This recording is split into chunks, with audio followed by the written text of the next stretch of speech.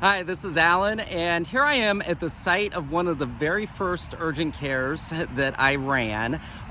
This site has not been an urgent care for over 10 years, but if you look at the building, very nice standalone building. It's now an OBGYN and a dentist.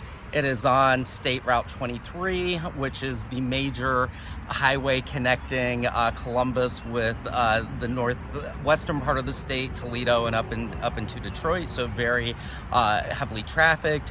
It's also in Delaware County, which is one of the fastest, if not the fastest growing counties in the state. So prime suburban area. This site has not been in urgent care for over 10 years. And really the first clue as to why you would not put an urgent care in this location is it is on Hidden Ravines Drive. So if you ever come across a location that's on hidden anything, probably not your best choice for urgent care. But several lessons to be learned here. So the doctors that picked this location, built the building, they saw that this was a rapidly growing suburban area of Columbus. It's in Lewis Center, Ohio, which I believe is unincorporated. And they said, hey, this would be prime for an urgent care. The growth's coming in, let's build it. So they went to their hospital partner, and the hospital partner said, yeah, we agree. There's a lot of growth, and if you can wait 10 years, we're going to build a new ambulatory campus, which eventually got built 3 or 4 miles up the road, and we want urgent care to be a part of that. And they said, no, we don't really want to wait that long. Let's go ahead and do it.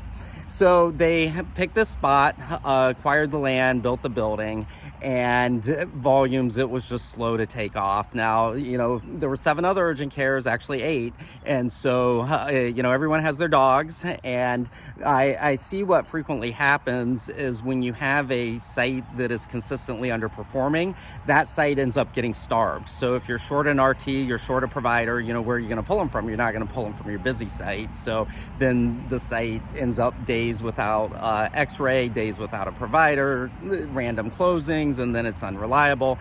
So then it's a little self-fulfilling that it'll eventually fail as an urgent care. But what ended up happening was the health system closed this urgent care, and they acquired another urgent care that's probably 6 or 7 minutes kind of around the corner by the mall. And then they built a new urgent care also, not at their ambulatory campus, but further up the road, probably again 7 or 8 minutes. The biggest challenges with this location really did go to visibility. Now, I do think the population density at the time was not yet sufficient to support urgent care, so that was probably a little bit of a challenge. There just weren't enough people. The people are certainly here now. But on the road, there was not a stoplight. And there's a retail area south of here, anchored by Walmart, Meijer, your big box stores, Kohl's, fast food, and then there's really nothing north of here, or at the time there wasn't. And so I think what would happen in terms of visibility is people would hit stoplight in front of Walmart, and then clear, hit the gas to head north at 60, 70 miles an hour, and they wouldn't notice. Coming from the north, the area behind this center, there's actually a cemetery, and then the ravine, the hidden ravine, the ravine is wooded. And so from the north, the building was obscured, and you can see this here, see the highway.